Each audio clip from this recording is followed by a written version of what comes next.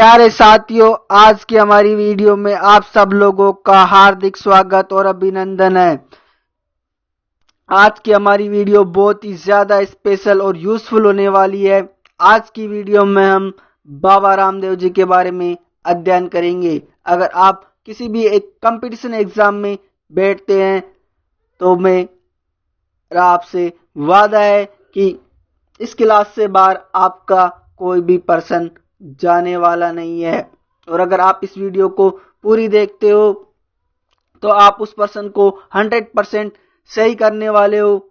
जो भी लोग इस वीडियो को देख रहे हैं और जिन्होंने अभी तक हमारे चैनल को सब्सक्राइब नहीं किया है, वो पहले हमारे चैनल को सब्सक्राइब कर ले तथा पास ही जो बेल आइकन का बटन है उसे भी दबा ले और हमारी इस वीडियो को अपने दोस्तों के पास में शेयर करें। तो गाइस, अब हम आज की हमारी वीडियो को शुरू करते हैं। जो आज का हमारा पहला प्रश्न है कि बाबा रामदेव का ऐसा कौन सा मंदिर है जिसको दूसरा रामदेवरा कहा जाता है। और जो जिसकी हमारी ट्रिक है, खड़ी वाला आवाज लगाए खड़ी ले लो नाच के बदले। जो इसका उत्तर होगा वो होगा खुड़ियावास नागौर, जिसे कि सेकंड रामदेवरा कहा जाता है, जो कि बाबा रामदेव जी का मंदिर है। तो गाइस, अब हम इस ट्रिक को समझ लेंगे। जो हमारी ट्रिक थी, खड़ी वाला आवाज लगाए खड़ी ले लो नाच के बदले। तो गाइस, आपने देखा ही होगा कि गांव में जो खड़ी बेचने वाला आता है वो आवाज लगाता रहता है कि खड़ी ले लो नाच के बदले खड़ी ले लो। और पहले जमाने में यानी कि जो किसान होते थे वो नाच के बदले ही सामान लिया करते थे। तो इस प्रकार से आप जोड़कर भी याद रख सकते हो, जिससे कि आपको याद रखने में आसानी होगी। आज का हमारा जो दूसरा प्रश्न है वो इस प्रकार से है कि जो बाबा रामदेव है उनकी शिष्या कौन थी। तो जिसकी ट्रिक होगी हमारी आई माता जोधा को। जो इसका उत्तर होगा वो होगा आई माता जोधपुर। आई माता बिलाड़ा जोधपुर है, ये बाबा रामदेव जी की शिष्य हैं। तो जिसकी हमारी ट्रिक है आई माता जोधा को, यानी कि जो जोधा है उसको माता आई। तो इस प्रकार जोड़कर आप याद रख सकते हैं। हमारा जो अगला प्रश्न है, बाबा रामदेव के मेघवाल भक्तों को क्या कहते हैं। इसकी हमारी ट्रिक है मेघा का रिक्शा। जिसका उत्तर होगा वो होगा रिखिया। तो गाइस, जो मेघवाल जाति के जो बाबा रामदेव जी के जो भक्त होते हैं उन्हें रिखिया कहा जाता है। आज का हमारा जो अगला प्रश्न है, बाबा रामदेव का जन्म कहां पर हुआ था। जिसकी ट्रिक है उड़ूकास में बाबा की कृपा से। जो इसका उत्तर होगा वो होगा उड़ू कश्मीर बाड़मेर। गाइस, जो बाबा रामदेव जी हैं उनका जन्म उड़ू कश्मीर शिव तहसील बाड़मेर में हुआ है। तो जिसकी हमारी ट्रिक थी उड़ूकास में बाबा की कृपा से। तो उड़ूकास से हमारा हो जाएगा उड़ू कश्मीर, बाबा से हमारा हो जाएगा बाड़मेर। तो गाइस, जो ये बाबा रामदेव जी का जो टॉपिक है ये राजस्थान के लोक देवताओं के अंतर्गत आता है। और हमने हमारे चैनल पर एक शॉर्ट वीडियो बनाई हुई है जिसमें हमने राजस्थान के ऐसे लोक देवता जिनको कि पंचपीरों में शामिल किया जाता है उनके बारे में उस वीडियो के अंदर बहुत ही शानदार ट्रिक की मदद से आपको बताया हुआ है। जिसकी जो हमारी ट्रिक थी कि रामदेव की गाय मांगलिक है पापू। तो गाइस, मैं आपको बता दूं कि कंपटीशन एग्जाम में अक्सर इस प्रश्न को बार बार पूछ लिया जाता है कि राजस्थान के ऐसे कौन कौन से लोक देवता है जिनको कि पंचपीरों में शामिल किया जाता है। तो गाइस, राजस्थान के ऐसे 5 लोक देवता हैं जिनको पंचपीरों में शामिल किया जाता है। रामदेव जी, गोगा जी, मेया जी, मेंगलिया जी, हड़बू जी और पाबू जी। ऐसे 5 लोक देवता है जिनको कि पंचपीरों में शामिल किया जाता है, जिनकी हमारी जो ट्रिक है वो यही है कि रामदेव की गाय मांगलिक है बापूजी। और हमने हमारे इसी चैनल पर एक वीडियो इस बारे में पहले भी बनाई हुई है, जिसे आप देख सकते हैं। तो गाइज, जो बाबा रामदेव जी हैं उनका जन्म स्थान है उड़ू कश्मीर, सिर तहसील बाड़मेर। और जो उनकी जन्म तिथि है वो भाद्र शुक्ल द्वितीया यानी कि बाबेरी बीज, जिसे कि बाबेरी बीज भी कहा जाता है। तो गाइज, जो भाद्र शुक्ल द्वितीया है इसे हम बाबेरी बीज भी कहते हैं, क्योंकि इस दिन बाबा रामदेव जी का जन्म हुआ था। तो इनका पिताजी का नाम वो अजमल तंवर था, जो कि अर्जुन वंशीय राजा थे। और जो इनकी माता है उनका नाम मैणादे था। इनके भाई जो कि बड़े भाई थे, इनका नाम था बीरमदेव। इनकी बहन सुगना और लाछा थी। इनकी धर्म बहन थी डालीबाई मेघवाल। इनके गुरु बालीनाथ थे। तो गाइस, बाबा रामदेव है उनके जन्म से संबंधित जो घटना है उसे हम आपको सुनाने वाले हैं, जिससे कि आपको इन फैक्टों को याद रखने में आसानी होगी। एक बार की घटना है कि जो बाबा रामदेव जी हैं, इनके जो पिताजी हैं अजमल जी, वो रास्ते में जा रहे थे। तो जो किसान लोग थे वो अपने खेतों में बुआई के लिए जा रहे होते हैं। तो रास्ते में जब उनको अजमल जी कंवर मिल जाते हैं तो वो वापस मुड़ जाते हैं। तो इस पर अजमल जी उनसे पूछते हैं कि भाई, आप लोग मुझे देखकर वापस क्यों मुड़ गए? तो उनमें से एक किसान ने कहा कि अगर आप मेरी जान बख्श दें तो मैं आपसे कह सकता हूं।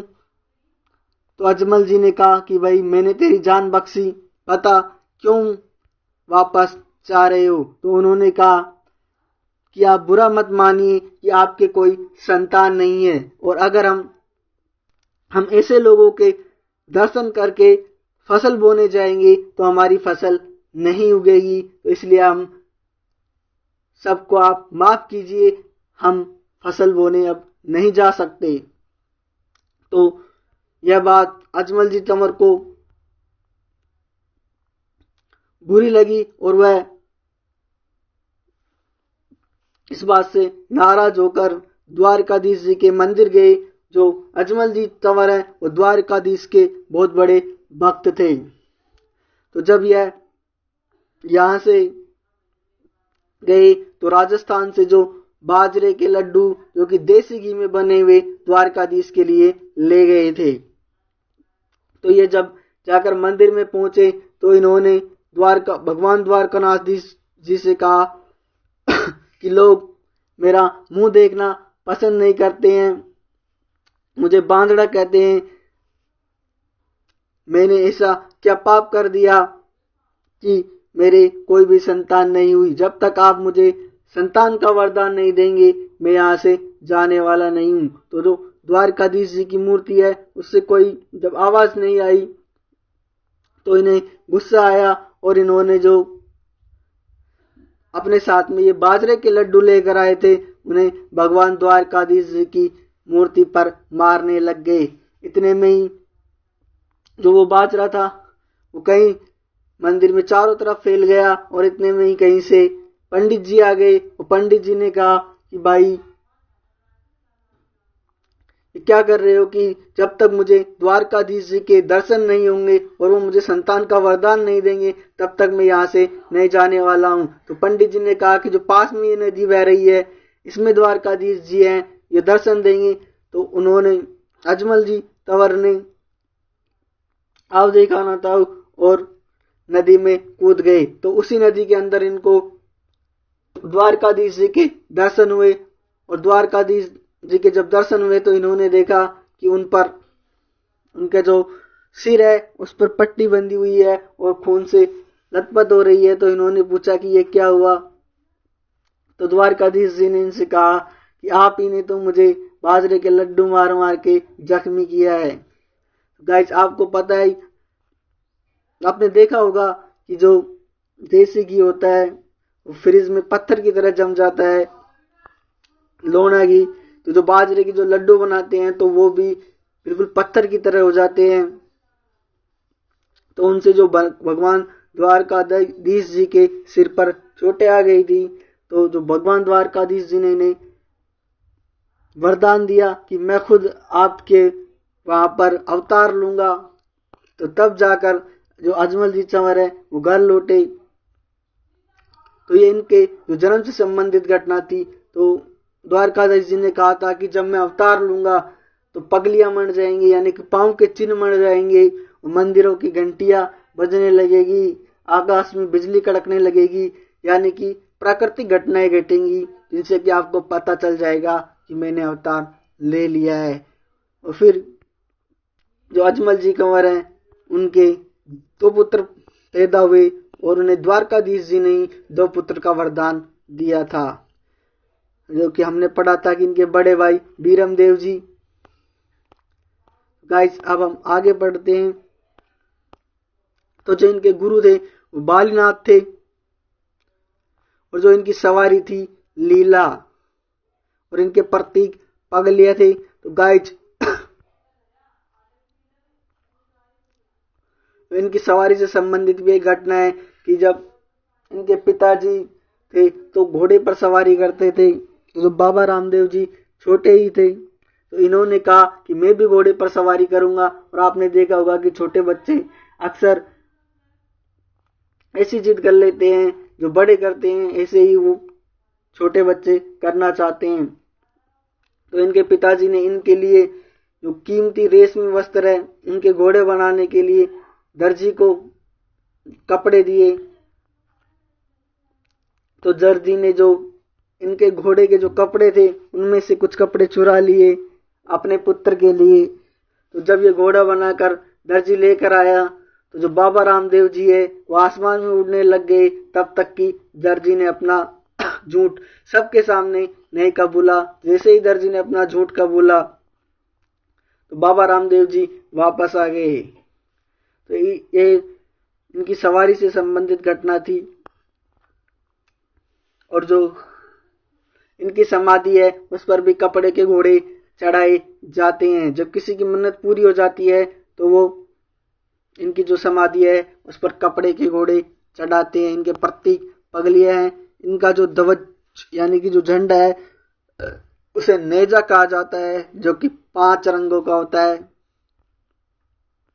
पर्चा इनके चमत्कारी कार्यों का परिचय, यानी कि पर्चा हम उसको बोलते हैं चमत्कारी कार्यों का पर्चा। तो जो बाबा रामदेव जी है इनके पर्चे हमारे राजस्थान में ही नहीं बल्कि देश विदेश में भी फैलने लगे थे। तो मक्का में इनके पर्चों की जो चर्चे हो रहे थे, तो जो मक्का के जो पीर थे उन्होंने कहा कि हम भी देखते हैं कि बाबा रामदेव जी कैसे चमत्कार करते हैं। तो वो बाबा रामदेव जी को जांचने के लिए यहाँ पर आ गए राजस्थान में। और उन्होंने बाबा रामदेव जी से कहा कि वो हमारा राजस्थान है, राजस्थान की परंपरा रही है कि वो मेहमानों का जो स्वागत सत्कार है बड़े अच्छे ढंग से करते हैं। तो मक्का से जो पीर आए थे वो बाबा रामदेव जी को अपना पर्चा देने लगे, अपने चमत्कारी कार्यों का पर्चा देने लगे। तो बाबा रामदेव जी ने कहा कि भाई रुको, मैं भी तुम्हें अपने चमत्कारी कार्यों का पर्चा देता हूं। तो जो मक्का से जो पंच पीर आए थे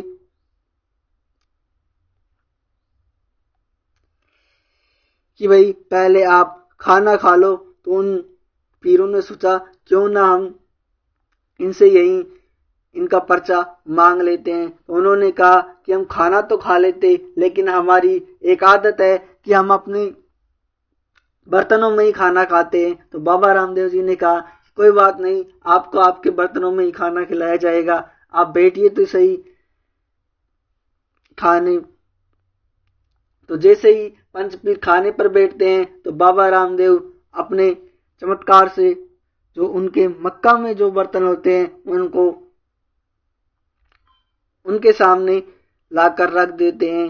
तो इस चमत्कारी कार्य को देखकर जो मक्का के पीर होते हैं वो इन्हें कहते हैं कि हम तो पीर हैं, आप तो पीरों के पीर हैं। तो तब से बाबा रामदेव जी को पीरों का पीर कहा जाता है। जम्मा जो बाबा रामदेव जी का जो रात्रि जागरण होता है उसे जम्मा कहा जाता है। जात्रु यात्री यानी कि जो बाबा रामदेव जी के दर्शन करने जो लोग जाते हैं उन्हें जात्रु कहा जाता है। समाधि पर कपड़े के घोड़े चढ़ाए जाते हैं, यानी कि कोई जब बाबा रामदेव जी के पास में मन्नत मांगने के लिए जाते हैं और उनकी मन्नत पूरी हो जाती है तो उस पर कपड़े के घोड़े चढ़ाते हैं। और इनकी जो समाधि ली थी इन्होंने भाद्र शुक्ल एकादशी यानी 11 को ली थी। और इनके उपनाम है कृष्ण का अवतार, रामसा पीर, रूने चारा धनी और पीरों का पीर। ये बाबा रामदेव जी के अन्य नाम है। और इनका जो मेले का आकर्षण है वो 13 ताली नृत्य है। जो 13 ताली नृत्य है ये कांवड़िया पंथ की महिलाओं के द्वारा किया जाता है। मांगी बाई इसकी प्रसिद्ध नृत्यांगना है। और जो मांगी बाई के गुरु है गौरम दास है। जो 13 ताली नृत्य किया जाता है ये 13 मंजीरों के साथ में किया जाता है, जिनमें से 9 मंजीरे एक पैर में, दाएं पैर में और 2 एडी पर हाथ और 2 हाथ में। तो इस प्रकार 13 मंजीरों के साथ में यह नृत्य किया जाता है। और इन्होंने जो बाबा रामदेव जी है इनके द्वारा कांवड़िया पंथ चलाया गया। और जो इनके मेघवाल भक्त होते हैं उन्हें रिकिया कहा जाता है, जिसे कि हम ऊपर भी ट्रिक की मदद से पढ़ चुके हैं। सुगना व डाली के गुरु हैं जो रामदेव जी हैं। और जो इनकी शिष्या थी आई माता बिलाड़ा जोधपुर, जो कि बाबा रामदेव जी की शिष्य हैं। परावर्तन अभियान चलाने वाले या एग्जामिनर आपसे इस प्रकार भी प्रश्न पूछता सकता है कि परावर्तन अभियान का संबंध किससे है, और वहां पर आपको वो क्रांतिकारियों के भी नाम दे सकता है, बाबा रामदेव जी के भी। यानी कि पूछ सकता है कि जो परावर्तन अभियान है, तो गाइस जो परावर्तन अभियान था इसमें जो मुस्लिम बने हिंदू है उनको पुनः हिंदू धर्म में दीक्षित किया गया था परावर्तन अभियान के द्वारा। और ये बाबा रामदेव जी के द्वारा चलाया गया था। जो बाबा रामदेव जी है उन्होंने भैरव नामक राक्षस का वध किया था। जो भैरव नामक राक्षस था ये सातलमेर पोखरण में था। और इसने जो बालीनाथ की गुफा में भैरव नामक राक्षस का वध किया था। और जो ये जानकारी जो हमें मिलती है ये मोहनोद नेरसी की मारवाड़ रपगनारी विकत नामक पुस्तक या ग्रंथ से मिलती है, जो कि मोहनोद नेरसी के द्वारा रचित है। और जो इनके मंदिर है रामदेवरा, जो कि जैसलमेर में है, जिसे रूणेचा भी कहा जाता है। जो छोटा रामदेवरा है जो जूनागढ़ गुजरात में स्थित है, इनका मंदिर है उसे छोटा रामदेवरा कहा जाता है। तो गाइस जूनागढ़ गुजरात में जो इनका मंदिर स्थित है उसे छोटा रामदेवरा कहा जाता है। और सूरता खेड़ा का जो मंदिर है ये चित्तौड़गढ़ में स्थित है। बराठिया का मंदिर अजमेर में और मसूरिया जोधपुर में स्थित ये इनके मंदिरों के नाम है। खुड़ियावास नागौर, जिसे कि दूसरा रामदेवरा कहा जाता है। और इनसे संबंधित है लक्खी बंजारा। तो गाइस इससे संबंधित भी एक घटना है कि एक बार लक्खी बंजारा ये एक व्यापारी था, यानी कि वर्तमान समय का मुकेश अंबानी, अनिल, यानी कि व्यापार करता था लक्खी बंजारा। तो क्या होता है कि जो ये लक्खी बंजारा है ये मिश्री का व्यापार करता था। और जो मिस्री जब एक प्रदेश की सीमा से दूसरे प्रदेश की सीमा में जाती थी तो वहां पर टैक्स लगता था। तो जो लक्की बंजारा है वो टैक्स बचाने के चक्कर में बाबा रामदेव जी से कह देते हैं कि इसमें तो नमक है। तो बाबा रामदेव जी अपने पर्चे से यानी कि अपने चमत्कारिक कार्यों से जो मिश्री होती है उसे नमक बना देते हैं। तो ये वहां से तो खुशी खुशी निकल जाता है, लेकिन जब जाकर देखता है कि मिश्री नहीं यह तो नमक है, फिर बहुत पश्चाताप आता है। और जो बाबा रामदेव जी के यहाँ पर जो उपचार होता है वो कुष्ठ रोग और हैजे का उपचार वहां पर होता है। और इसकी पत्नी दलजी सोडा की पुत्री नेतल दे या निहाल दे और इन्हें रुक्मणी का अवतार माना जाता है। तो गाइस आप इस फैक्ट को ध्यान रखिए। यह फैक्ट पूछा जा सकता है कि जो रुक्मणी का अवतार है किसे माना जाता है। तो बाबा रामदेव जी की पत्नी नेतल दे या निहाल दे को रुक्मणी का अवतार माना जाता है। बाबा रामसा पीर के लेखक आयदान भाटिया, आय माता बिलाड़ा जोधपुर इनकी शिष्या है। तो गाइस आप जो भी लोग इस वीडियो को देख रहे हैं जिन्होंने अभी तक हमारे चैनल को सब्सक्राइब नहीं किया है वो सभी लोग हमारे चैनल को सब्सक्राइब कर ले तथा पास ही जो बेल आइकन का बटन है उसे भी दबा ले और अपने दोस्तों से भी हमारे चैनल को सब्सक्राइब कराएं और हमारी वीडियो को ज़्यादा से ज़्यादा शेयर करें। Thank you guys.